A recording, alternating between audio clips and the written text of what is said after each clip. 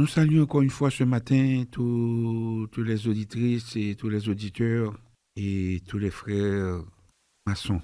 Nous sommes aujourd'hui le dimanche 5 avril 2026, jour de la fête de Pâques. Encore une fois, nous sommes là pour vous présenter notre émission dominicale à l'écoute de la franc-maçonnerie. Nous débutons toujours cette émission avec les paroles de sagesse, et ces paroles toujours tirées du livre des Proverbes. Nous allons utiliser les Proverbes 5. Proverbe 5, nous sommes aujourd'hui le 5 avril. Proverbe 5, version tirée de la Bible, version Louis II. Mon fils, sois attentif à ma sagesse. Prête l'oreille à mon intelligence, afin que tu conserves la réflexion et que tes lèvres gardent la connaissance. Car les lèvres de l'étranger distillent le miel, et son palais est plus doux que l'huile. Mais à la fin, elle est amère comme l'absinthe, aiguë comme un glaive à deux tranchants. Ses pieds descendent vers la mort, ses pas atteignent le séjour des morts. Afin de ne pas considérer le chemin de la vie, elle est errante dans ses voies, elle ne sait où elle va. Et maintenant, mes fils, écoutez-moi, et ne vous écartez pas des paroles de ma bouche. Éloigne-toi du chemin qui conduit chez elle, et ne t'approche pas de la porte de sa maison, de peur que tu ne livres ta vigueur à d'autres, et tes années à un homme cruel, de peur que des étrangers ne se rassasient de ton bien et du produit de ton travail dans la maison d'autrui, de peur que tu ne gémisses près de ta faim, quand ta chair et ton corps se consumeront, et que tu ne le dises, comment donc ai-je pu haïr la correction, et comment mon cœur a-t-il dédaigné la réprimande? Comment ai-je pu ne pas écouter la voix de mes maîtres, ne pas prêter l'oreille à ceux qui m'instruisaient? Peu s'en est fallu que je n'ai éprouvé tous les malheurs au milieu du peuple et de l'assemblée. Bois les eaux de ta citerne, les eaux qui sortent de ton puits. Tes sources doivent-elles se répandre au dehors? Tes ruisseaux doivent-ils couler sur les places publiques? Qu'ils soient pour toi seul et non pour des étrangers avec toi. Que ta source soit bénie et fais ta joie de la femme de ta jeunesse. Biche des amours, gazelle pleine de grâce, sois en tout temps enivré de ses charmes, sans cesse épris de son amour. Et pourquoi, mon fils, serais-tu épris d'une étrangère et embrasserais-tu le sein d'une inconnue? Car les voies de l'homme sont devant les yeux de l'Éternel, qui observe tous ses sentiers. Le méchant est pris dans ses propres iniquités, il est saisi par les liens de son péché, il mourra faute d'instruction, il chancellera par l'excès de sa folie. C'était Proverbe 5, tiré de la Bible, version Louis II. Chères auditrices, chers auditeurs, bien-aimés frères, en ce dimanche 5 avril 2026, jour de lumière et de résurrection, nous vous saluons avec gravité et espérance. Vous tous, frères, auditrices et auditeurs fidèles, réunis à l'écoute de la franc-maçonnerie. Aujourd'hui, le temps sacré de Pâques s'ouvre devant nous comme un seuil initiatique.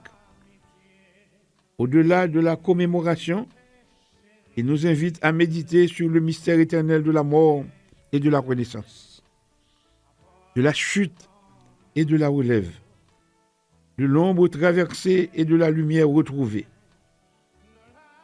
Dans la tradition initiatique comme dans les grandes voies spirituelles, Pâques n'est pas seulement un événement historique ou religieux. C'est un archétype vivant, celui de l'homme ancien, appelé à mourir en lui-même, afin que puisse naître l'homme nouveau, plus juste, plus conscient, plus accordé à la loi intérieure. En franc-maçonnerie, ce passage est au cœur de notre chemin. Chaque épreuve, chaque silence, chaque pierre taillée dans la solitude de l'âme participe de cette œuvre de transmutation.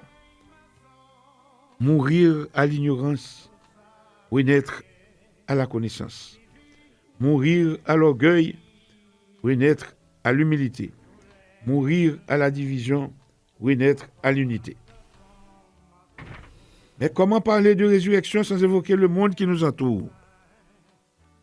Comment célébrer la lumière sans reconnaître les ténèbres qui traversent encore les cœurs, les institutions et parfois même nos propres temples? Car la véritable résurrection ne peut advenir sans vérité. Et la vérité exige courage, lucidité et rectitude. En ce jour pascal, nous lançons donc un appel à la purification intérieure, à la réconciliation sincère et au retour à l'ordre véritable.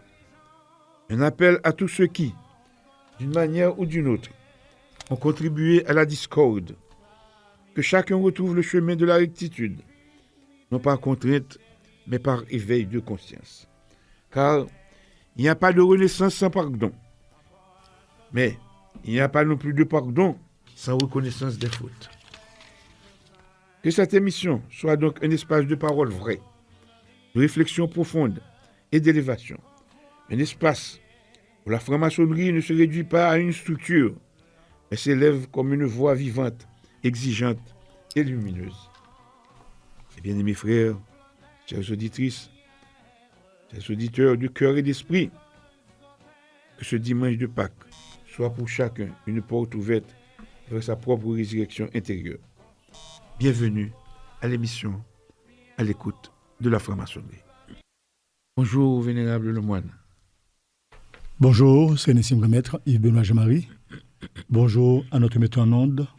Bonjour à tous nos auditeurs et toutes nos auditrices qui nous écoutent à chaque dimanche matin à pareille heure. Et je suppose, vénérable Lemoine, que du volant de votre voiture, vous avez pu suivre l'ouverture de l'émission. Oui, tout à fait. J'ai suivi. Et en fait, après la messe qui a duré beaucoup de temps, quand vous avez pris le micro, j'ai vite compris le sens de la parole de sagesse que vous avez lue. Et j'ai compris également l'introduction que vous avez faite. Merci, vénérable Lemoine. Nous allons poursuivre l'émission du jour et j'ai l'impression, encore une fois, vénérable Lemoine, que nous n'avons pas de questions de l'auditeur aujourd'hui. Donc, et si c'est bien le cas, nous allons passer à autre chose. Oui, il y a une question de l'auditeur. En fait, j'en ai trois. Et de ces trois, je pense qu'il y a une d'entre elles qui attire bien mon attention particulièrement. En fait, l'auditeur ou l'auditrice, la personne ne s'est pas identifiée, qui m'a demandé de demander au Grand Maître Jean-Marie qu'est-ce que le serment maçonnique. Donc, vénérable moine, prière de demander au Grand Maître Jean-Marie de nous expliquer c'est quoi le serment maçonnique. Alors, et l'auditeur qui a posé la question et ne s'est pas identifié, mais j'ai vite compris que c'est peut-être un franc-maçon. Si on devrait, vénérable le moine, et on peut faire toute une émission sur le serment maçonnique. Mais cependant, nous pouvons toujours, et ce qu'on pourrait dire, c'est que il faudrait d'abord commencer par parler du serment. Ouais. En général. Comment est-ce qu'on pourrait définir un serment?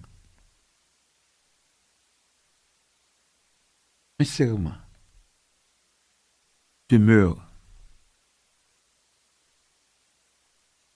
en étant face d'une action, en étant face d'une réalité, en étant face d'un engagement. Il faut définir et on peut dire devant Dieu et devant les hommes. Devant sa conscience aussi. Et devant sa conscience. Il y a quelque chose à dire. Et c'est dans ces propos, dans ces termes, que se définit le serment.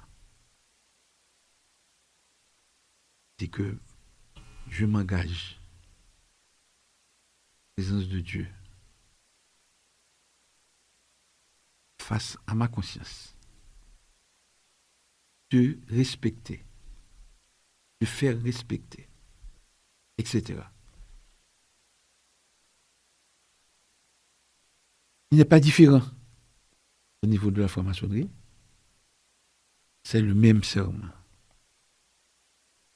C'est toujours un serment.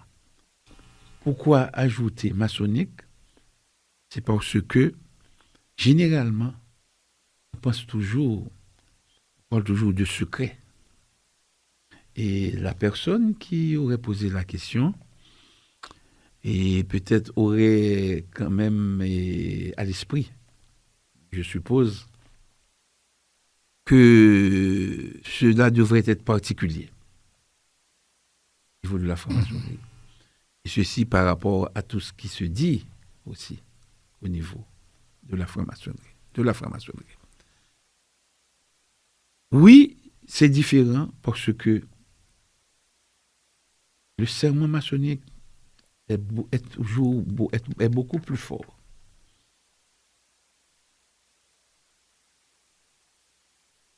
Et de degré en degré, les engagements deviennent beaucoup plus puissants, demandent beaucoup plus de rectitude, demandent beaucoup plus de sérieux, demandent aussi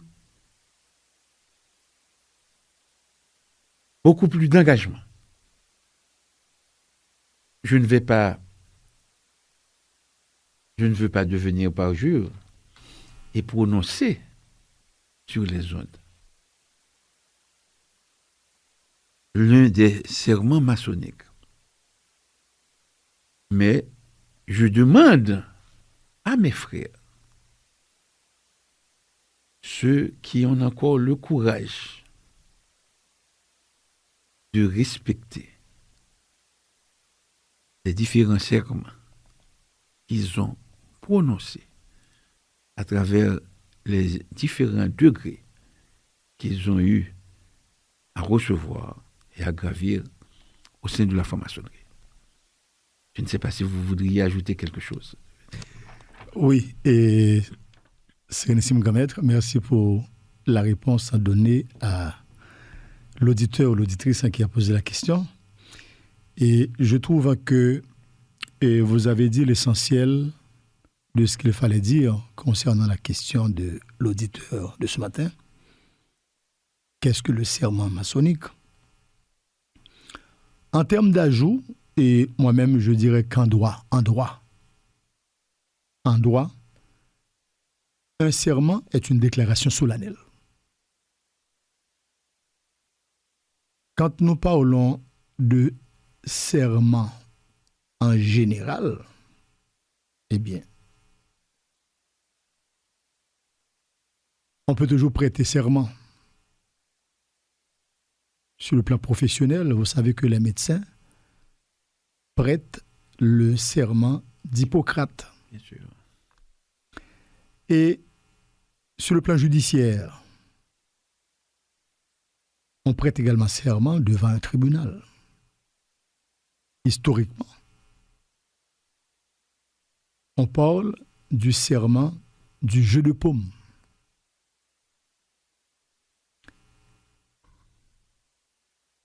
Sur le plan personnel,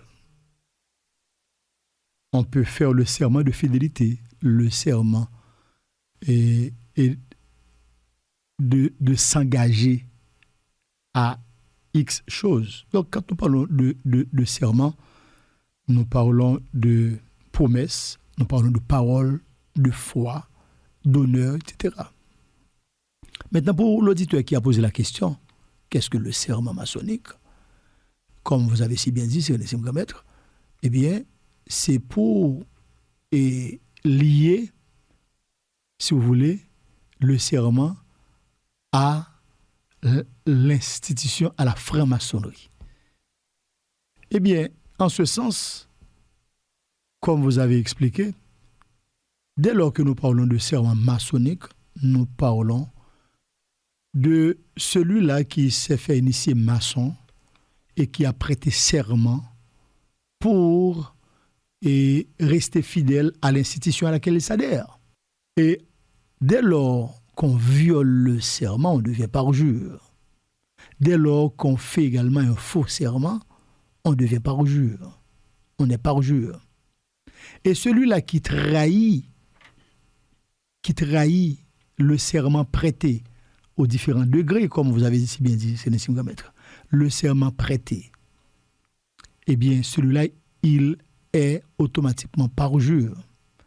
Nous rencontrons pas mal de frères en différentes occasions qui deviennent parjure en violant le serment d'amour, le serment de fraternité, le serment de fidélité, le serment et d'honneur est prêté.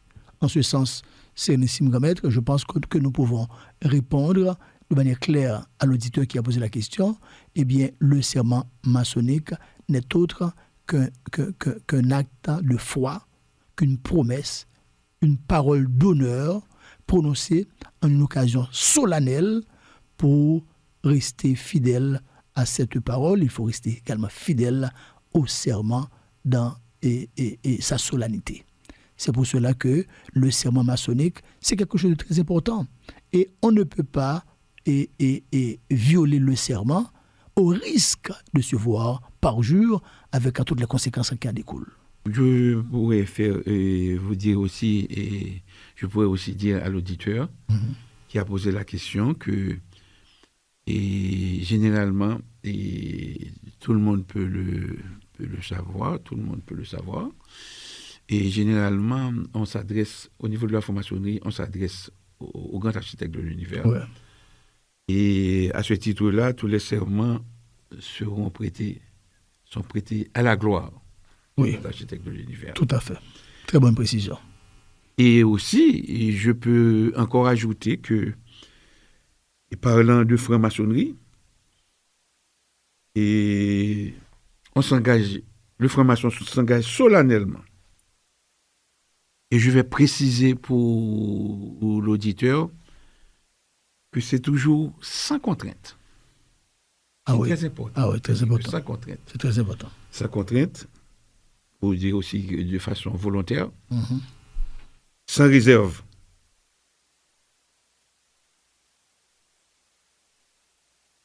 Il s'agira de diriger ses actions. Généralement, à travers tous les sermons maçonniques, il s'agira de ceci. De diriger toutes ses actions à la recherche de la vérité, à l'amour de l'humanité, au perfectionnement de soi-même.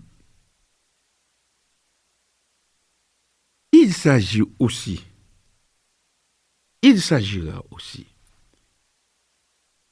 de garder fidèlement les secrets. Et c'est ce qui peut faire du serment maçonnique un cachet spécial. Il faut garder les secrets. Il faut toujours respecter les lois, les principes, les usages de l'ordre maçonnique. Et il faudra se prononcer, de toujours rester dans la pratique, par exemple, des grands idéaux, c'est que la justice, la charité, la liberté, et surtout,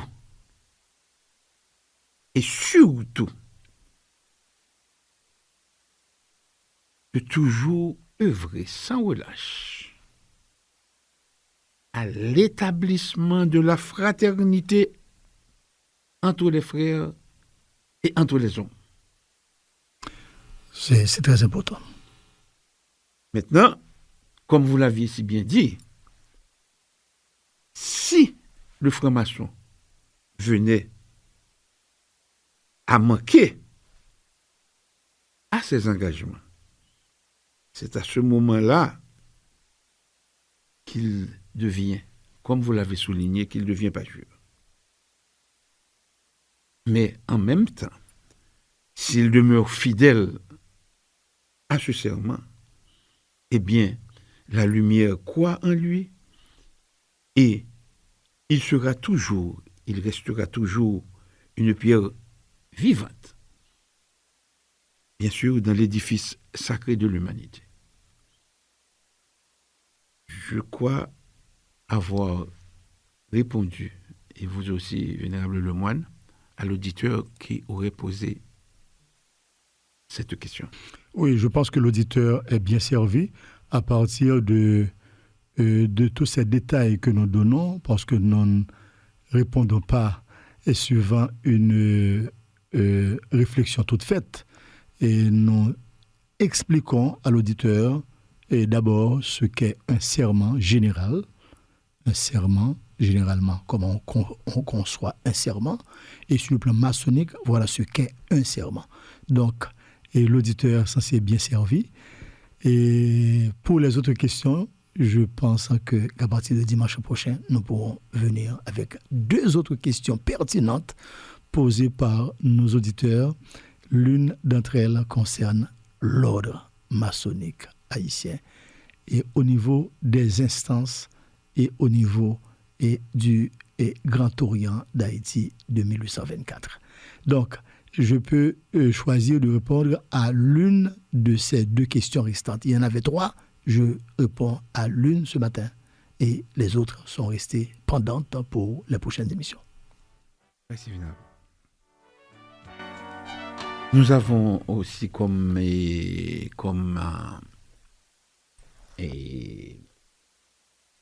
nous avons aussi une déclaration, une déclaration importante, une déclaration émanant du Grand Conseil des Sages. Et je vais t'en donner lecture pour l'édification des auditrices, des auditeurs et de tous les frères. Chères auditrices, chers auditeurs,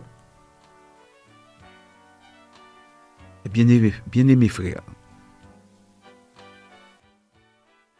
en ce jour de lumière et de résurrection, où les consciences sont appelées à s'élever dans la vérité, le Grand Conseil des Sages prend la parole avec gravité, mais aussi avec un sens profond de responsabilité. En ce jour de lumière et de résurrection, où les consciences sont appelées à s'élever dans la vérité,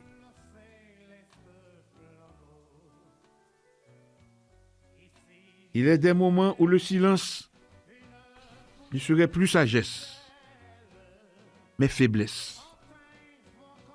Il est des moments où parler devient un devoir. Il nous revient aujourd'hui de porter à la connaissance de toute l'obédience, ainsi que de tous nos auditeurs, une situation préoccupante qui persiste et qui touche à l'ordre même de notre institution.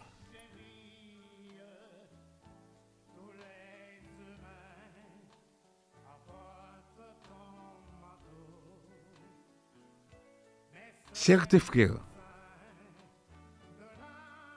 pas des moindres, n'exerçant plus aucune fonction exécutive, ni aucune autorité légale au sein du Grand Orient d'Haïti 1824,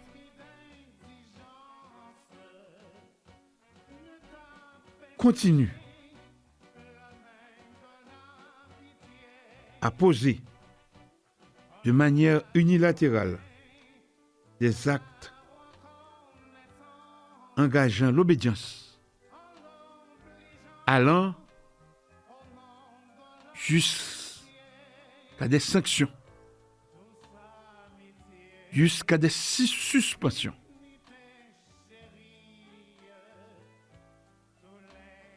Le Grand Conseil des sages le déclare avec clarté, avec fermeté et sans ambiguïté. Ces décisions sont nulles. Elles sont sans fondement. Elles sont dépourvues de toute valeur initiatique, juridique et institutionnelle. Nul ne peut, en dehors des organes régulièrement constitués, s'arroger un pouvoir qui ne lui appartient pas. Nul ne peut parler au nom de l'ordre lorsqu'il n'en détient plus le mandat. Ce qui est en jeu ici dépasse les personnes. Ce qui est en jeu, c'est le respect de la règle, de la hiérarchie initiatique et de l'équilibre même de l'obédience. À vous, vénérable maître, à vous, frères de toutes les loges régulières, le Grand Conseil des sages adresse un appel solennel. Demeurez ferme dans la rectitude. Ne vous laissez pas troubler par des actes isolés, posés en dehors de toute légitimité. Restez attachés aux constitutions, aux règlements et aux autorités reconnues. Le Grand Conseil des sages, en sa qualité d'organe régulateur, prendra toutes les mesures nécessaires pour faire respecter le droit, protéger les frères et restaurer l'ordre là où il est menacé.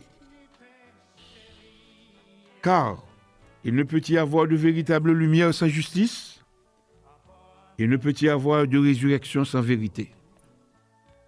En ce dimanche de Pâques, que chacun entende cet appel comme une invitation à la conscience, à la responsabilité et à l'élévation. Que la paix revienne dans les cœurs, que l'ordre soit restauré dans l'obédience et que la vérité toujours triomphe. Vous êtes à l'écoute de la franc-maçonnerie. Et Sénessim Maître, vous venez de lire une position très ferme du Conseil des sages. Je pense que c'est une décision tendant à remettre la pendule à l'heure. Je pense que c'est un moment spécial, moment de la fête de Pâques, et le Grand Conseil des sages a parlé aux francs-maçons haïtiens. Le Grand Conseil des sages a passé en revue, mais même si c'est de manière succincte, et les dérives constatées au sein de l'institution. Et vous avez parlé également d'autorités illégitimes qui prennent des décisions frappées de nullité absolue, dépourvues de toute valeur juridique, de toute valeur maçonnique. Et vous avez même parlé de suspension. J'en ai également entendu parler, mais d'une oreille distraite. J'en ai entendu parler. Je ne prête pas beaucoup d'attention à ce genre de choses. C'est d'une oreille distraite que j'ai entendu parler de sanctions, etc. Je veux profiter de cette occasion pour vous dire que celui-là qui se croit détenteur d'autorité pour prendre des sanctions, il sait très bien qu'il n'a aucune autorité, ni titre, ni qualité pour prendre des sanctions. Je veux profiter de cette occasion pour me dire en créole à toute frère-maçon qui attendent, tout le monde qui attendent, même monde qui pas franc-maçon. Nous prenons trop de temps pour sanctionner le mois de juillet arrivé. Nous prenons trop de temps. Nous te devinons avec déjà. Nous connaissons. Nous dans la liste, nous connaissons. Nous. Sanction ou apprend yo, c'est pour amuser la galerie. Vous connaissez très bien, qu'il n'y a aucun fondement légal. Vous connaissez très bien, qu'il n'y a pas rien comme force. Vous connaissez très bien. S'il est vrai que vous-même, vous connaissez, vous avez droit à prendre sanction contre tête tout d'abord. Pour Koto Chita, vous connaissez très bien où Chita là. Depuis 25 janvier, Mador fini. Vous n'avez aucune autorité pour prendre aucune sanction. Dernière sanction qu'on prend là, pas maintenant te devine avec elle. Et puis, vous te devez mettre quand son en taille pour assumer les conséquences.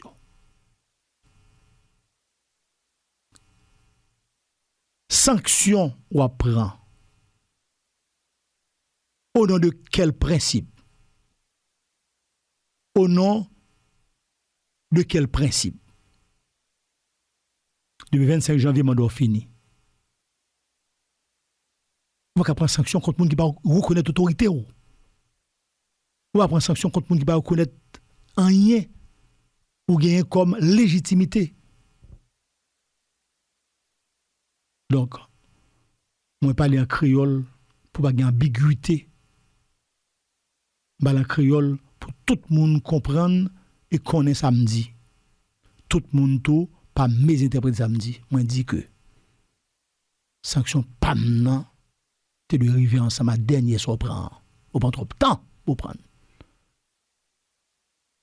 Et si on continue à prendre sanction, on va prendre sanction contre propre tête tout d'abord.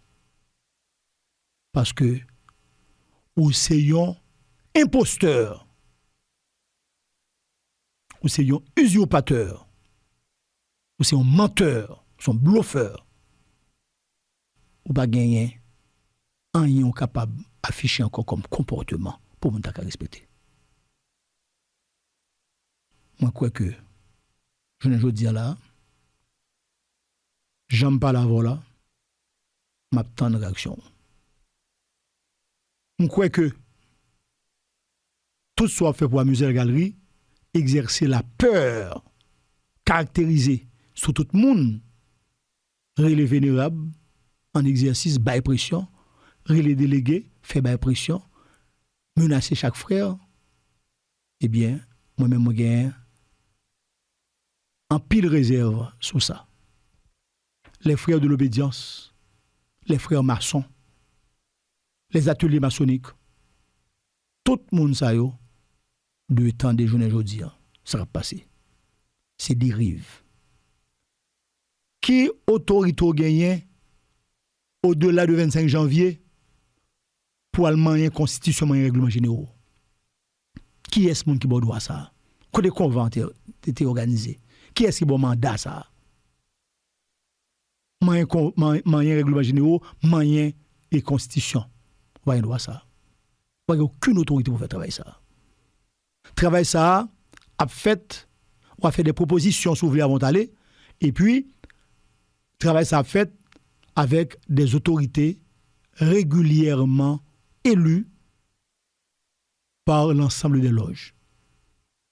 C'est pas soudoyer des vénérables pour être capable si on bagaille barou et puis pour qu'on ait que temps élargi et pour prendre des décisions.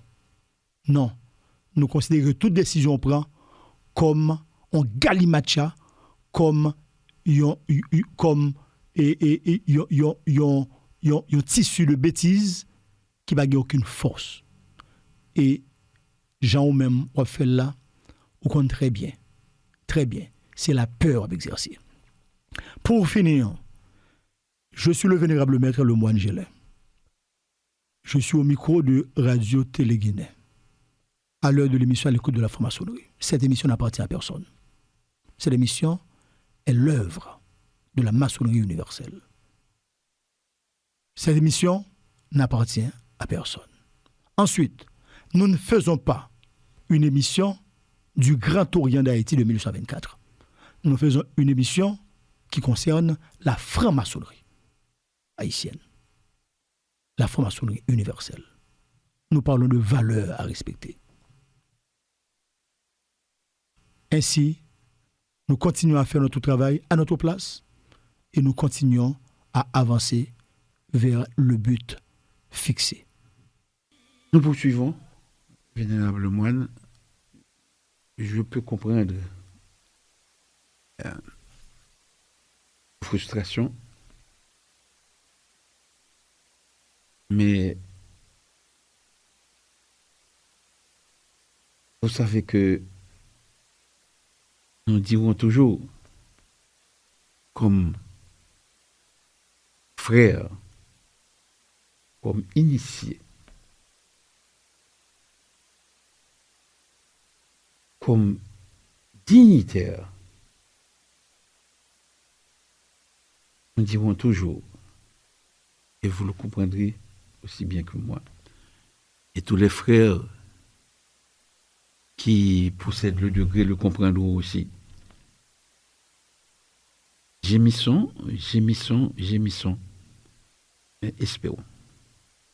Nous poursuivons, vénérable le moine, bien sûr, et nous allons présenter le texte du jour, parce que vous savez que généralement, il y a toujours un texte qui est lié peut-être à une période, à un événement, et que l'on présente toujours comme le plat de résistance.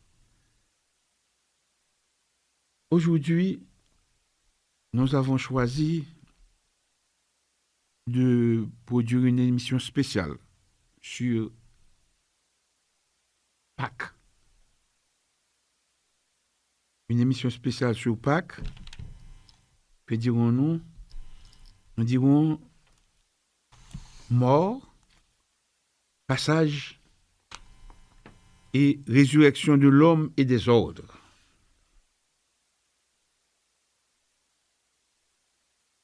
Chères auditrices,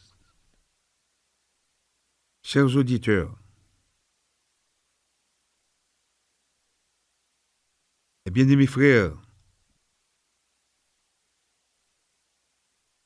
vous tous, chercheurs de lumière et veilleurs de l'invisible, en ce jour de Pâques,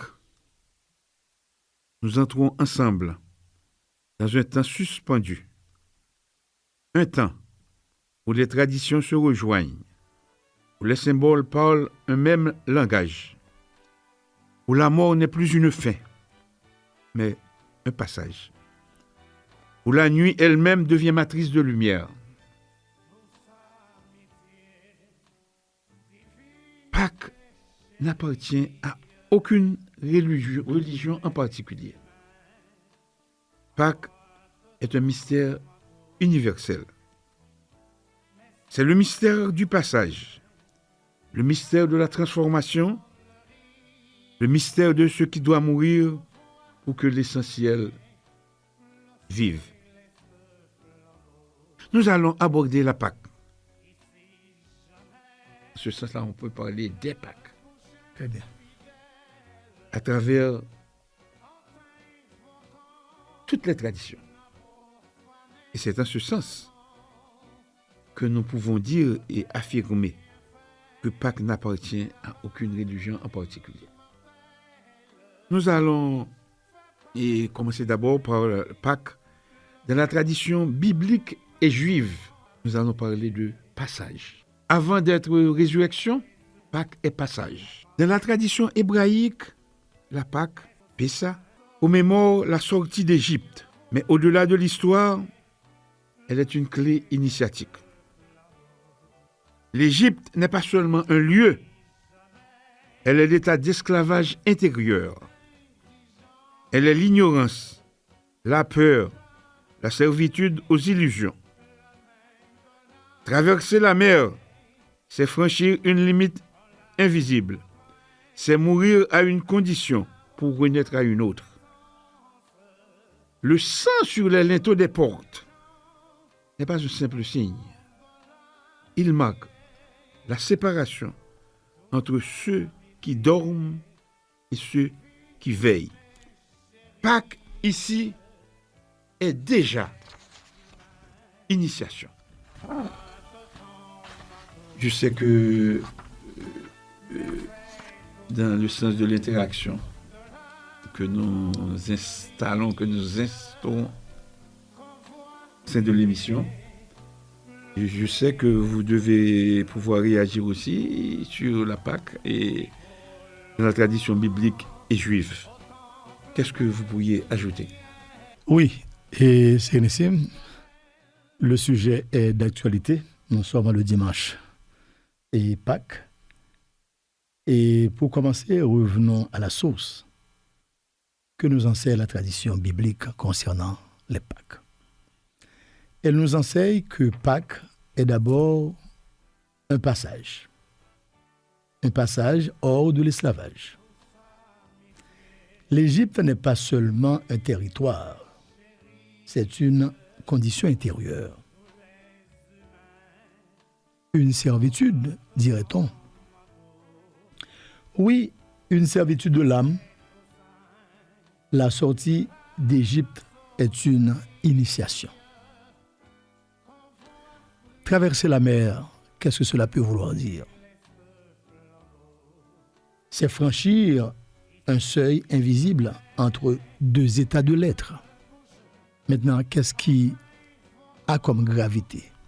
Quitte ce que tu étais pour devenir ce que tu es, c'est le plus important.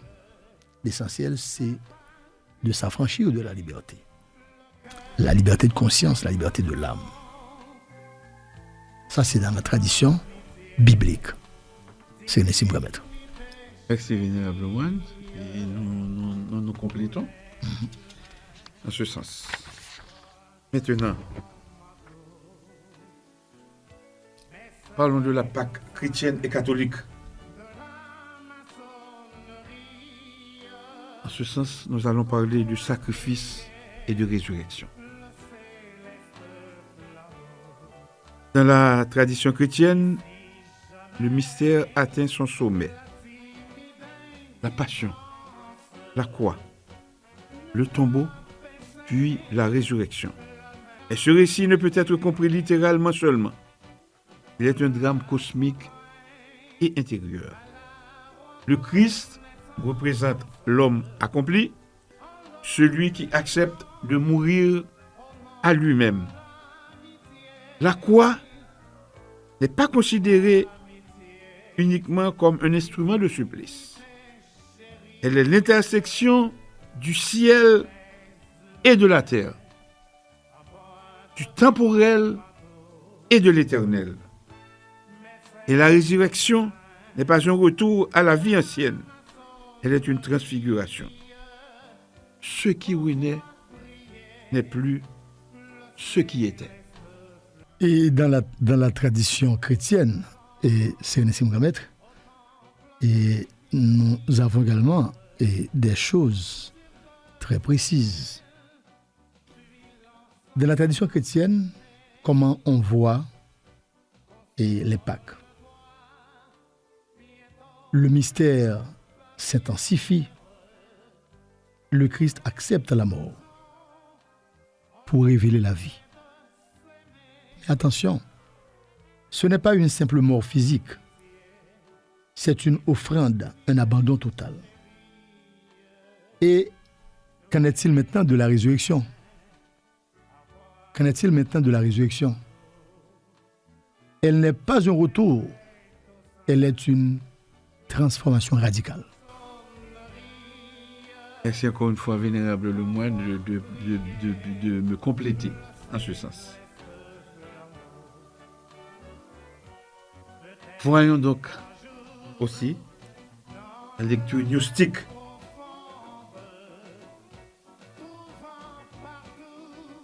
Nous allons parler en ce sens de l'éveil de la conscience. Pour les gnostiques,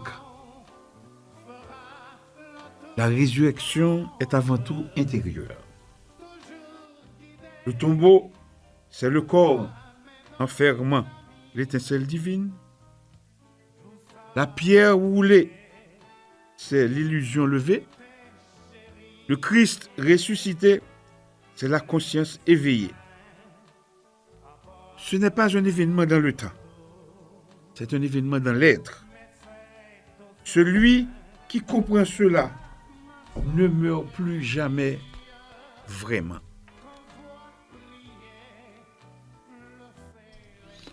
Et pour enchaîner, nous pouvons parler de gnosticisme et kabbale, toujours en ce qui a trait à la fête de Pâques. Et quand nous parlons du gnosticisme et de la kabbale, nous parlons de Pâques et nous parlons de lecture de l'intérieur, du temple intérieur. Oui, pour les gnostiques, tout se passe à l'intérieur. Tout se passe à l'intérieur. Le tombeau, c'est l'ignorance. La pierre, c'est l'illusion. Et la résurrection, c'est l'éveil. Qu'en est-il maintenant de la Kabbale? Comment peut-on lier les Pâques à la Kabbale? Elle nous enseigne que la lumière est captive. Brisée, fragmentée, l'homme doit la libérer. Mais pour cela, il doit briser les formes mortes en lui. Détruire pour reconstruire. C'est ça, la morale de l'histoire. Alors, ce que je pourrais ajouter, Vénérable Lemoine, est relatif à la voie kabbalistique. On peut parler de la mort des coquilles et la renaissance de la lumière. Important. Qu'est-ce qu'on pourrait dire en ce sens? Et dans la Kabbale, la création elle-même est marquée par une chute. La brisure des vases. On parle de la brisure des vases. La lumière divine s'est fragmentée, enfermée dans des écorces. Des klyptos. Klyptos. K-L-I-P-H-O-T-H. Le travail de l'initié demeure dans la libération de ces étincelles. Ainsi, que devient la Pâque? C'est la libération de la lumière captive, comme vous l'avez souligné. Oui, oui. Mais, définitivement, cela exige une destruction, une mort symbolique des formes corrompues. Ça, c'est très bien. Sans cette rupture, aucune réparation n'est possible.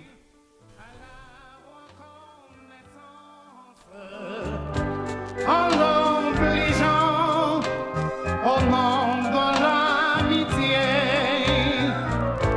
douce amitié, divinité chérie, tous les humains. Nous parlons toujours des Pâques. Disons les Pâques, parce qu'il s'agit de plusieurs traditions. Oui. Nous entrons pour le moment dans la tradition templière. Pour la tradition templière, pour les Templiers et les Martinistes. Qu'en est-il des traditions initiatiques occidentales? Chez les Templiers, la mort est un passage obligé. La mort est un passage obligé. Le chevalier doit mourir à lui-même, sinon il ne peut servir la lumière. Maintenant, pour les martinistes, pour le martinisme, c'est une voie de réintégration. C'est très important. Une voie de réintégration. L'homme doit redevenir ce qu'il était avant la chute. Mais cela exige une mort intérieure profonde.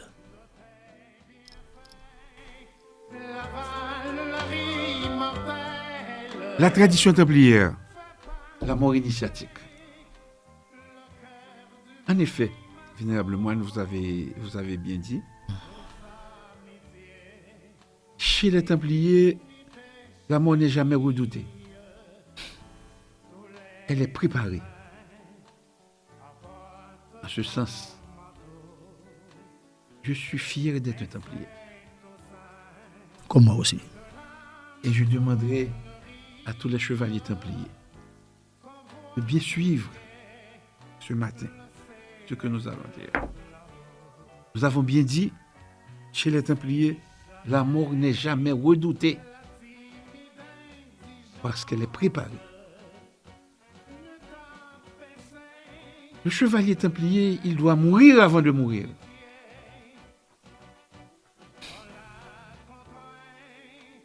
Je redis pour vous, le chevalier Templier doit mourir avant de mourir. Pourquoi doit-il mourir avant de mourir? Et comment doit-il mourir avant de mourir? Parce qu'il doit renoncer à lui-même, à son orgueil et à son attachement au monde.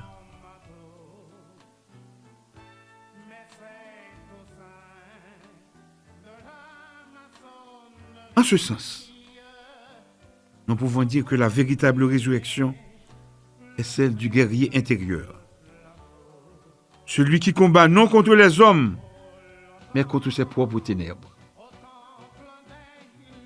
Le tombeau devient alors un autel. Je le redis, la véritable résurrection pour le chevalier templier est celle du guerrier intérieur. La véritable résurrection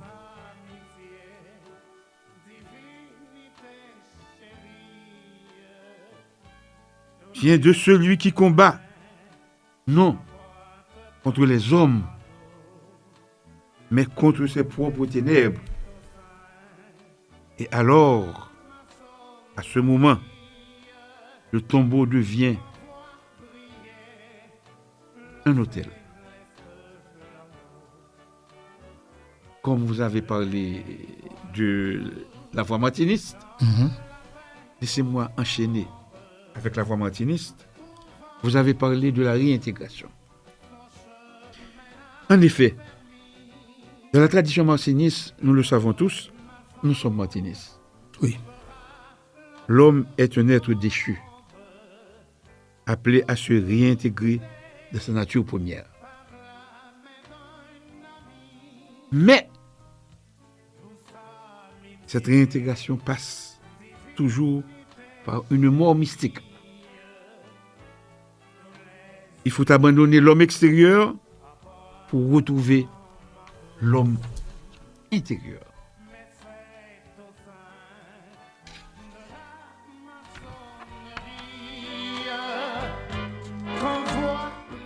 En ce sens, Pâques devient ici le retour à l'état primordial.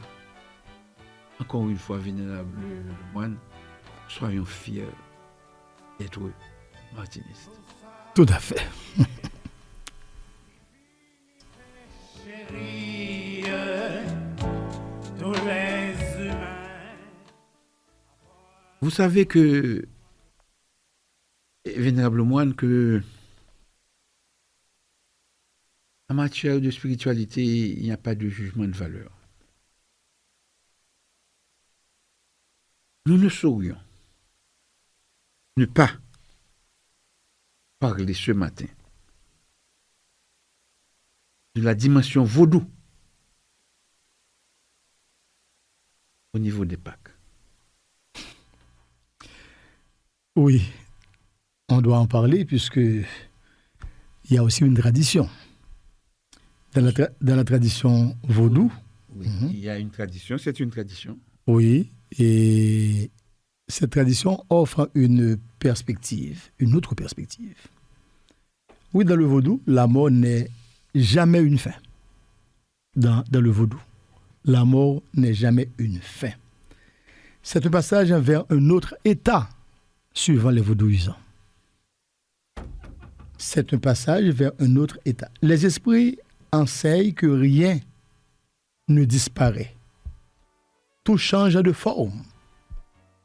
Tout change de forme. Le cimetière lui-même est une porte.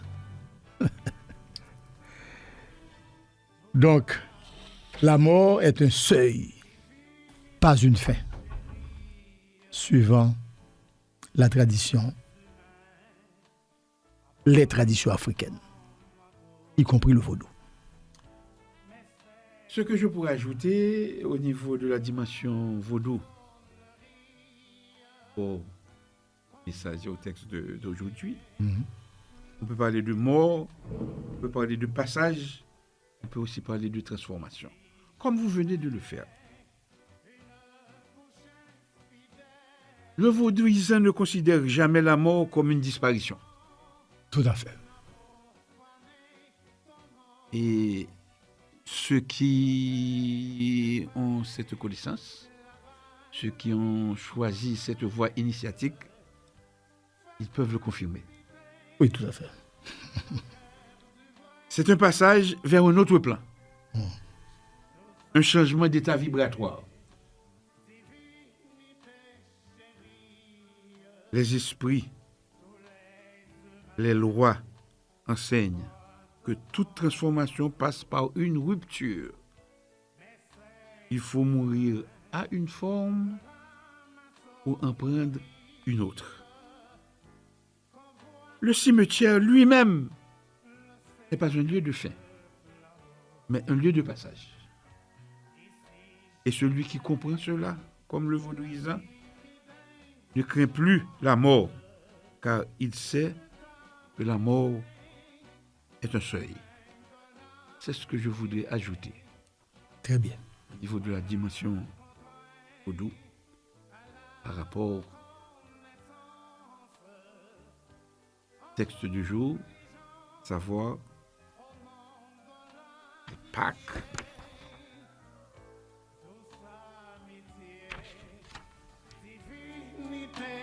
Chérie, tous les humains apportent ton bateau, mais c'est au sein de la maçonnerie. Je vais faire une ouverture et vénérable le moine. Personne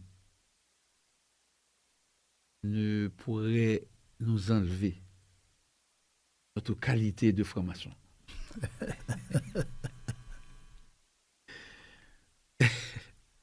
Que cela soit clair. Que cela soit clair. Que cela soit clair. Que cela soit clair pour tous. Nous sommes des francs-maçons.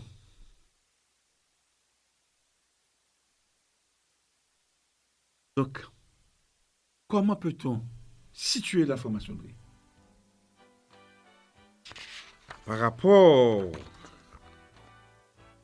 à cette émission spéciale de ce matin?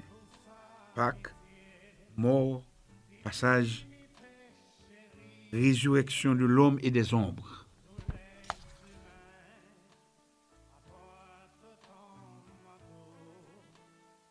Nous allons faire de ce point le cœur de notre réflexion.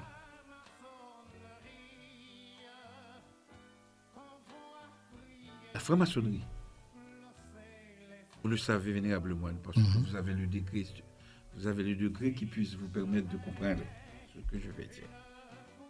La franc-maçonnerie est une voie de mort et de renaissance.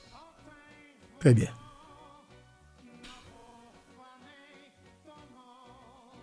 L'initiation elle-même commence par une mort symbolique. Nous pouvons parler du cabinet de réflexion, nous pouvons parler du silence, Oui. nous pouvons parler de beaucoup d'autres choses, sans devenir parjure, dévoiler les secrets. Tout y est déjà annoncé. Puis, vient la lumière. Et cette lumière ne suffit pas. Oui. Elle doit être méritée. Elle doit être construite. Et elle doit être incarnée.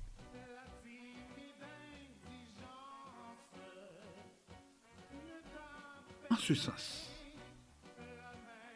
le maçon est appelé à mourir chaque jour. Mais mourir à quoi? Je le dis fermement. Le maçon est appelé à mourir chaque jour. Mais mourir à quoi? Le maçon est appelé à mourir à ses illusions, à ses certitudes, à ses faiblesses.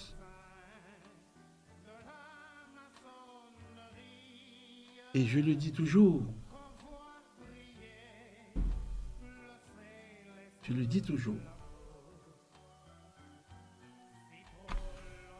quand vous serez appelé en tant que franc-maçon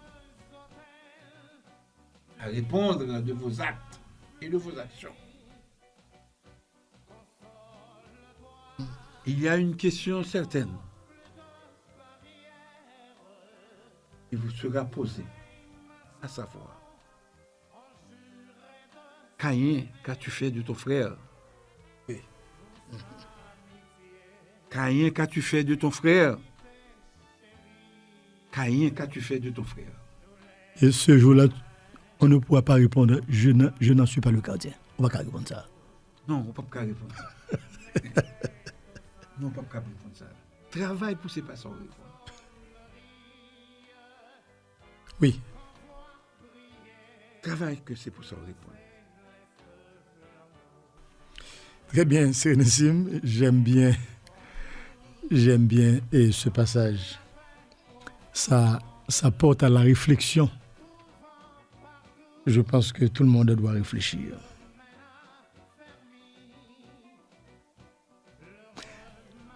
Pour les francs-maçons, où est-ce qu'ils sont dans tout cela? Les francs-maçons se trouvent au cœur même du mystère des Pâques. Parce que, comme le Sérénissime Grand Maître Yves Benoît Jean-Marie vient de dire, l'initiation est une mort symbolique. Il a bien précisé, c'est une mort symbolique. Il a parlé de cabinet de réflexion, il a parlé du silence, il a parlé le face-à-face avec soi-même, c'est-à-dire au niveau de sa conscience. Au niveau de sa conscience, est-ce qu'on a pu faire la paix avec soi-même, avec sa conscience? C'est à partir de tout ça que vient la lumière. Mais cette lumière, il a bien dit, doit être méritée. Sommes-nous encore fidèles à notre conscience de franc-maçon? C'est ça la question. Avons-nous respecté le serment? Avons-nous respecté le serment? Avez-vous protégé votre frère?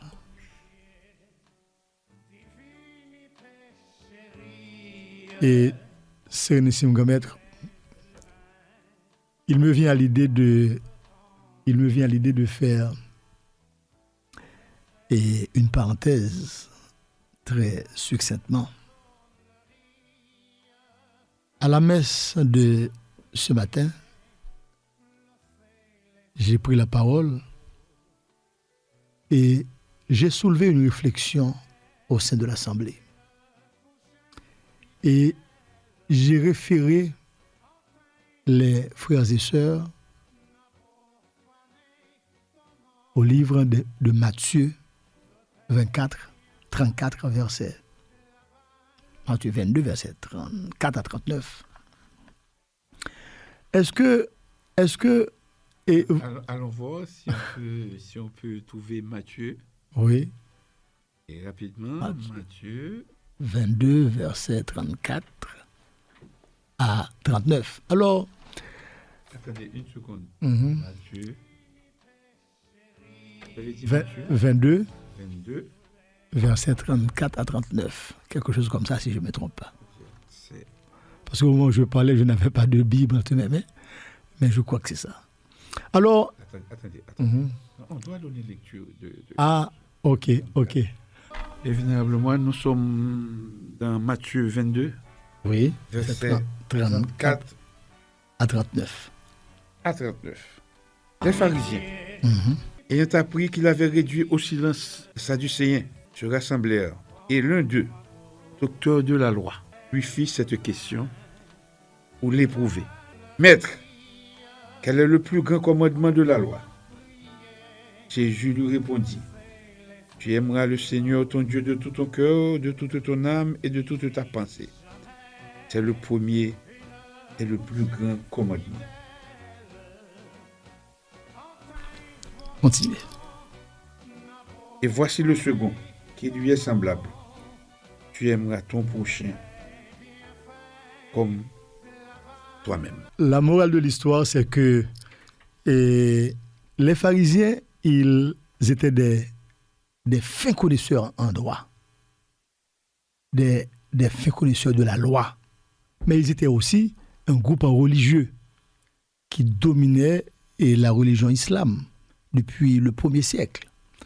Eh bien, ces gens qui passaient toute leur vie à étudier la loi et à pratiquer également la politique, eh bien, ils ont rencontré Jésus. Et ils lui ont posé la question, à savoir, 2 questions. Quel est donc le premier commandement? Et Jésus lui répondre, il faut aimer votre Dieu de tout votre cœur, toute votre pensée, toute votre âme,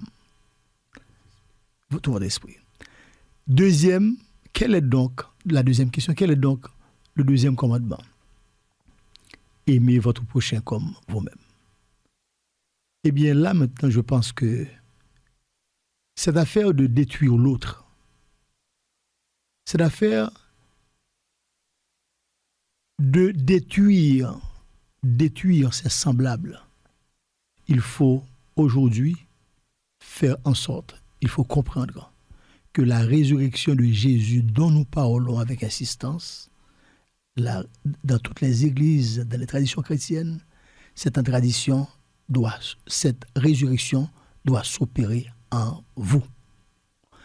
C'est à vous de faire en sorte que cette résurrection soit faite en vous. Parce que quand vous détruisez, vous ne faites que crucifier davantage Jésus en vous. Quand vous mentez à longueur de journée, vous ne faites que crucifier le Christ davantage en vous.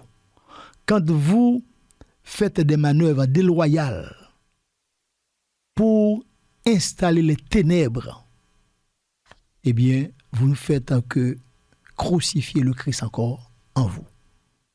Mais quand vous faites des actes de pardon, quand vous agissez dans la lumière, vous ne faites que provoquer la résurrection en vous. C'est ça, et l'analogie que je voulais justement établir avec les auditeurs de ce matin. Merci, Vénérable Lemoine. Eh bien, vous me laissez une ouverture, vous avez créé une ouverture pour qu'on puisse parler de la crise. Nous sommes en crise et Quand l'ordre oublie la mort initiatique, qu'arrive-t-il? Qu'adviendra-t-il quand l'ordre oublie sciemment, consciemment, la mort initiatique? Je m'adresse aujourd'hui à tous mes frères. Si on peut encore parler de fraternité. Aujourd'hui, nous devons parler avec vérité, avec fermeté. Car, nous savons tous, il ne peut y avoir de résurrection sans lucidité. Notre ordre traverse une période de trouble, une période de confusion, une période de division.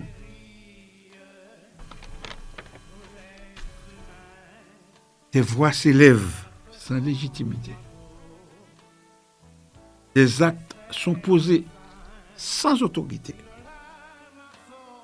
Les frères consciemment, sciemment, volontairement, oublient la règle, l'éthique, la parole donnée. Pourquoi? Pourquoi? Pourquoi?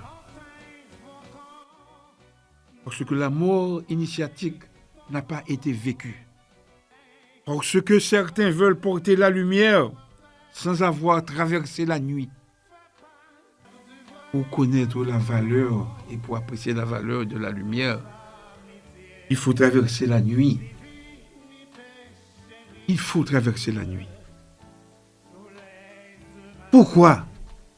Parce que l'ego a pris la place du temple. Et alors, c'est pourquoi ce qui devait être une fraternité devient un champ de tension. Ce qui devait être un ordre devient un désordre. Ce qui devait être une lumière devient une illusion. Sérénissime Grand-Maître, vous avez parlé de crise. Et moi, je vous parle de la crise actuelle. Et je peux vous en dire long. Parce que j'ai vécu les moments les plus palpitants. Et tous les frères qui nous écoutent, l'écrasante majorité de ces frères, ils suivent la situation actuelle de l'ordre. Oui, il faut parler de lucidité. Et je vous en félicite. Nous vivons un temps de confusion. Comme vous avez si bien dit, des actes en sont posés sans légitimité, oui c'est vrai. Des autorités sont contestées, comme je viens de le faire avec courage ce matin.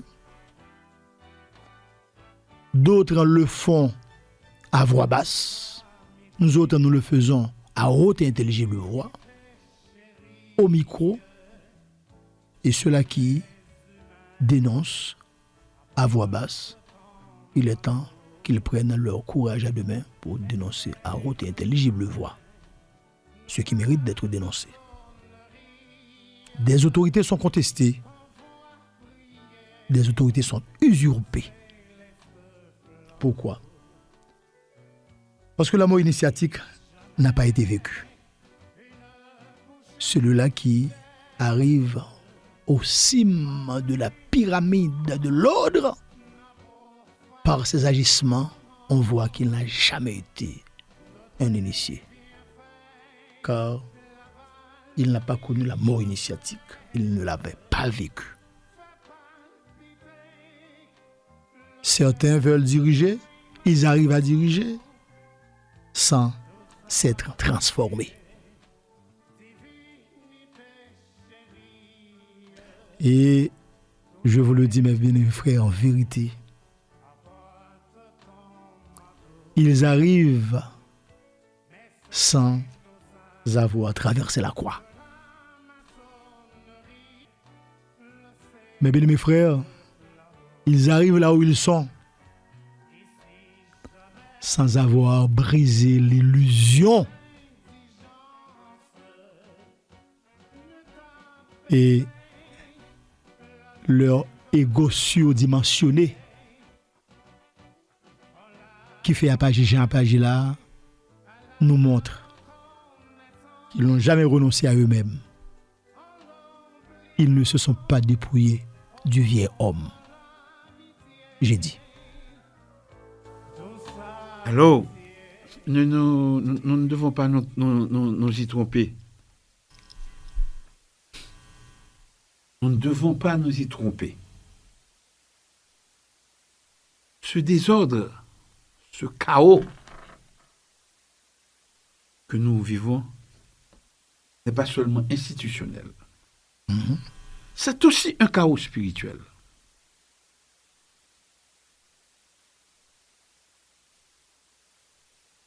En effet, chaque acte posé en violation de la vérité déséquilibre l'ensemble. Tout à fait. Chaque mensonge affaiblit l'édifice. Chaque usurpation ferme une porte à la lumière. Nous autres, nous sommes dans la lumière, nous dénonçons. Mais ceux qui ferment porte de la lumière, ils sont dans les ténèbres. Oui. Et nous allons vivre. La conséquence ultime, c'est la perte du sens. Un ordre qui oublie son principe initiatique cesse automatiquement d'être un ordre. Il devient une structure vide. Soyons dans la lumière. Et restons dans la lumière. Alors, nous devons aussi dire que Pâques nous enseigne aussi autre chose. Mourir pour renaître. Rien n'est perdu tant que la transformation est possible. Je dirai toujours au nom de la sagesse, sans que cela nous enlève le droit de défendre la vérité. Il est encore temps. Le temps pour chacun de mourir à ses erreurs. Le temps pour chacun de reconnaître ses fautes. Le temps pour chacun de revenir à la rectitude. La résurrection ne se décrète pas, vénérable moine. Elle se mérite. Oui. Je le crois aussi. La résurrection exige humilité. La résurrection exige vérité. La résurrection exige courage. Voilà pourquoi nous sommes des initiés. Voilà pourquoi nous sommes francs-maçons. Tout ce dont vous parlez, Sérénissime Grand Maître, eh bien, il y a aussi des conséquences. Et on doit s'attendre aux conséquences quand on agit de manière délibérée et qu'on sait sciemment qu'on est dans la ligne biaisée et détournée. On doit s'attendre aux conséquences quand on ment à longueur de journée, quand on projette une image qui est une fausse image, qui n'est pas la vraie. Et quand on fait le faux semblant, quand on exécute des décisions illégales, et quand on se compare à l'autorité légale. Il y a des conséquences. Elles sont graves. Chaque mensonge affaiblit l'ordre. C'est pour cela que chaque frère maçon doit se sentir concerné par ce qui est en train de se passer. Parce que c'est l'ordre qui s'affaiblit suite à ces dérives constatées. C'est l'ordre qui s'affaiblit. Comment accepter d'obéir à des ordres manifestement illégaux venant d'une autorité illégale, illégitime. Chaque mensonge affaiblit l'ordre. Dire qu'on est conduit, qu'on est reconduit à son poste sans le couloir légal, sans le mandat de l'instance nécessaire, de l'organe nécessaire, sans décharge de votre gestion des années précédentes, de l'année précédente. Comment se prévaloir le droit de se dire autorité légitime? C'est du charabia. Chaque acte injuste déséquilibre l'ordre. C'est une chute vibratoire. Un désordre dans les forces invisibles. C'est un désordre dans les forces invisibles. Les conséquences sont là. Là où règne le chaos, la lumière se retire. Donc, celui-là qui entretient le chaos dans l'ordre, il est en train de chasser la lumière par ses ondes ténébreuses. Disons qu'il n'est plus dans la lumière. Il n'est plus dans la lumière lui-même. Donc, il faut un appel à la à la transformation. Alors, que faire pour arriver à cette transformation? Accepter de mourir intérieurement, le Sénésim Huguenot Jean-Marie vient d'en parler, avec brio. Accepter de mourir intérieurement, reconnaître ses fautes, revenir à la vérité, se réaligner avec les forces justes et surtout respecter l'ordre légitime. Voilà ce que je crois pouvoir apporter comme ajout dans les différentes envolées faites à part et le Sénésim comme être Huguenot Jean-Marie. Et c'est un devoir sacro-saint ce matin. Je le sais, un appel aux frères et aux loges. Je m'adresse à tous les vénérables maîtres, à ceux qui ont connu mon passage comme sérénissime grand maître du Grand Orient d'Haïti de 1824. À ceux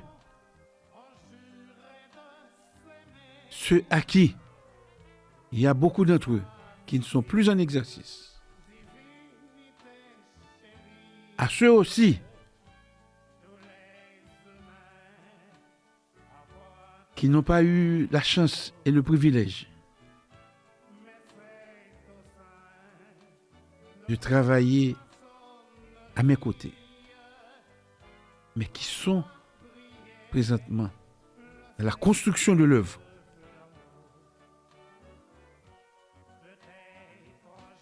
À vous tous, frères de toutes les loges, ne cédez pas à la confusion. Restez fidèles à l'essentiel.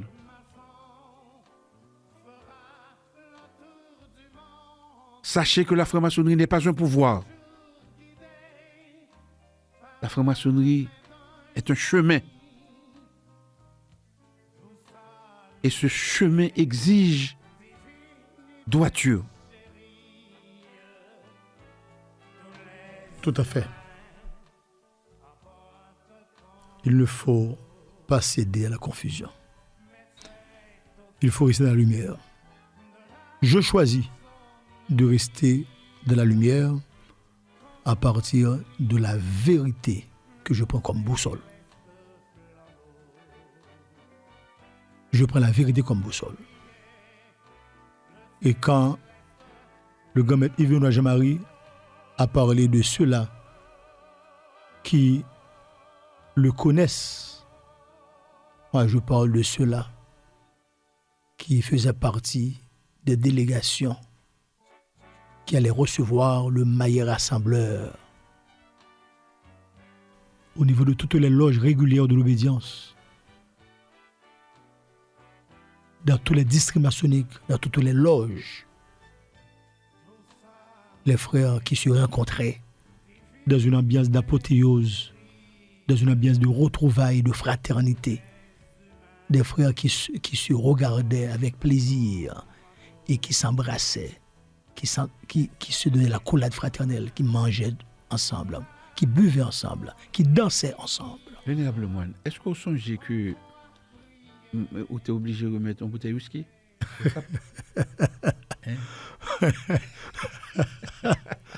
Pour avoir été le premier à boire Oui. de la bouteille du grand-mère. Ah oui. Je vais pas bailler grand-mère là en bouteille, grand-mère là pas comme même et puis ouais. J'étais obligé de restituer.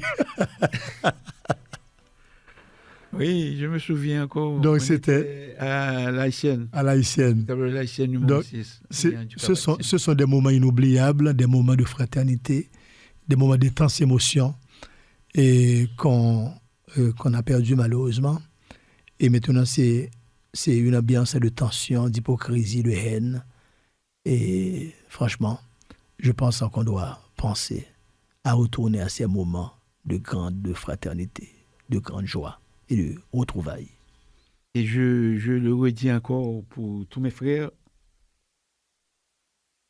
la franc-maçonnerie n'est pas un pouvoir. Elle est un chemin. Oui, elle est un chemin. Mais ce chemin exige droiture.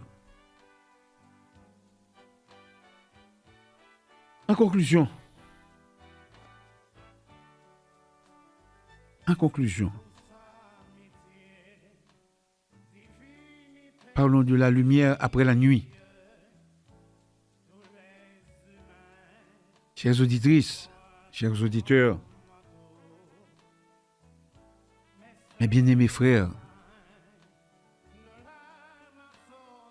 Pâques nous enseigne finalement que la lumière vient après la nuit, mais seulement pour ceux qui acceptent de traverser l'obscurité. Alors aujourd'hui, posons-nous en toute conscience cette question. Qu'est-ce qui doit mourir en nous C'est très important. pour que quelque chose de plus vrai puisse naître? Qu'est-ce qui doit mourir en nous pour que quelque chose de plus vrai puisse naître? Une troisième fois. Qu'est-ce qui doit mourir en nous pour que quelque chose de plus vrai puisse naître? Si chacun répond sincèrement à cette question, alors oui, la résurrection est possible. La résurrection est possible pour l'homme, pour les loges et pour l'ordre lui-même. Que la vérité nous guide, que la justice nous éclaire et que la lumière, Triomphe. enfin, triomphe. Voilà. Disons en un mot, Christus vincit, Christus regnat, Christus imperat. Nous remercions toutes les auditrices, les auditeurs, les frères qui nous ont suivis religieusement ce matin au nom de la vérité, au nom de la justice, au nom de l'intégrité. Comme chaque dimanche matin, la pensée quotidienne tirée du livre Les pensées quotidiennes du maître Omram Mikhaël Aïvanov pour ce dimanche 5 avril 2026. Le maître nous dit ceci. La vie et la mort sont deux puissances que nous voyons partout en action dans l'univers. Mais en réalité, seule existe la vie et la mort est contenue dans la vie. La mort n'est qu'un changement de plan, un changement de forme, de vêtements, un déplacement pour une nouvelle mission à accomplir. Une modification de l'état de conscience. Une transformation de la vie ne peut pas être la fin de la vie. La vie et la mort se donnent la main et travaillent ensemble pour l'évolution. La mort est donc une illusion. Que de fois déjà vous êtes passé par ce que l'on appelle la mort et vous voici de nouveau vivant. Seule existe la vie ininterrompue, la vie sans limite, la vie éternelle. Je suis éternel. Avant de produire les conclusions sur l'émission du jour, faisons comme à l'accoutumée, la grande évocation. Du point de lumière dans la pensée de Dieu, la lumière afflue dans la pensée des hommes. La lumière descend sur la terre. Du point d'amour dans le cœur de Dieu, que l'amour afflue dans le cœur des hommes. Puisse le Christ revenir sur terre. Du centre où la volonté de Dieu est connue. Que le dessein guide le faible vouloir des hommes. Le dessein que les maîtres connaissent et servent. Du centre que nous appelons la race humaine. Que le plan d'amour et de lumière s'épanouisse et puisse-t-il sceller la porte de la demeure du mal. Que lumière, amour et puissance restaurent le plan et la paix sur la terre.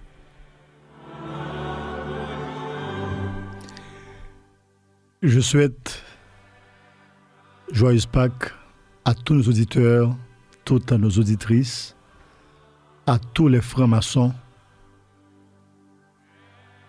éparpillés à travers le monde, les francs-maçons haïtiens notamment, les francs-maçons conscients et éclairés, les francs-maçons courageux, les francs-maçons avisés. Je vous souhaite tous, à vous et votre famille respective, joyeuse Pâques. Le panel de l'émission à l'écoute de la franc-maçonnerie souhaite également joyeuse Pâques à la famille Borges.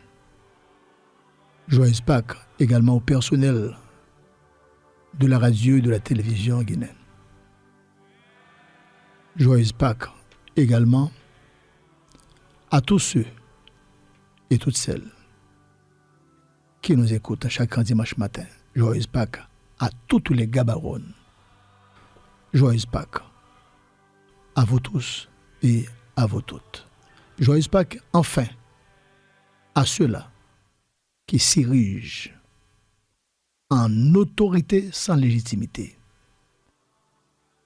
Nous pareils, nous avons haine que nous compte. Nous avons devoir pour nous dire la vérité. Et nous dire la vérité pour redresser l'ordre. Joyeuse Pâques à vous. Alors, sans oublier les 32 ans de Radio Guinée, c'était le 3 avril. Les obligations personnelles ne nous avaient pas permis d'être présents physiquement. Mais ce matin encore, il n'est jamais trop tard pour bien faire. On me dit bonne fête Radio Guinée, bonne fête Télé Guinée. Une fête qui fêtait sur toute l'année. Et pour preuve, si télévision était sur nous matin, on t'a prouvé que Libation, non. Libation, non, j'ai opportunité pour me faire encore une fois matin, parce que c'est petite caille la mienne. Petite caille la mienne, je ne sais pas quoi grand monde qui a retiré ça aurait les retirer mes droits pour me parler. Pas de monde qui a retiré mes droits pour me parler, ni droit pour me dire la vérité. Parce que radio ça, c'est grand architecte là qui fait l'acte de mêle. Quant à moi-même, moi j'ai une émission le dimanche matin et pas monde qui te ban moi ni au service de la franc-maçonnerie, pas une personne qui est capable d'identifier yo à institution ou c'est membre institution pas pour vous, pas même isolé et on pas dire qui monde qui peut parler, qui monde qui peut parler. Nous a parlé au nom de la maçonnerie, nous pas parler au nom du Grand Orient. Ensuite, nous croyons que ça qui est vérité l'a sorti au grand jour. On m'a dissimulé pendant des années, on m'a fait tout soit capable pour cacher l'apparaître au grand jour comme une lumière. 32 ans pour Radio. la radio. C'est beaucoup de choses. Alors, il faut dire 32 ans, 5 ans. Ça campé. Oui. Malgré toutes les vicissitudes de la vie, malgré que nous ballotons de flots en flots, mais nous la pirate. Bravo Télé-Guinéen, bravo à la famille Borges, bravo à nous toutes. Vénère Borges Kembela. Vénère Borges Kembela, Madame Borges Kembela. Chers auditrices, chers auditeurs, mes bien-aimés frères, ainsi s'achève cette traversée. Non pas une simple émission, mais un passage. Durant ces heures partagées, nous avons évoqué les chemins multiples qui, à travers les traditions, conduisent tous vers un même mystère, celui de la mort nécessaire et de la renaissance possible. De la Pâque ancienne à la résurrection, de l'éveil gnostique à la réparation kabbalistique, du courage templier à la réintégration martiniste, des enseignements ancestraux du vaudou à la voie initiatique maçonnique. Une seule vérité s'est imposée à nous. Rien de durable ne peut naître sans transformation profonde. Et cette transformation, mes bien-aimés frères, ne concerne pas seulement les symboles, elle nous concerne, elle nous appelle, elle nous interpelle, elle nous oblige. Car au-delà des mots, au-delà des rites, au-delà même de nos appartenances, se dresse une exigence intérieure, celle de la vérité. Et c'est là que notre réflexion prend tout son poids. Car nous ne pouvons pas célébrer la lumière tout en tolérant l'ombre en nous-mêmes. Nous ne pouvons pas parler de résurrection si nous refusons de laisser mourir ce qui en nous divise, trompe ou usurpe. Nous ne pouvons pas invoquer l'ordre tout en laissant s'installer le désordre. Alors oui, en cette clôture, il ne s'agit pas de juger, mais de rappeler.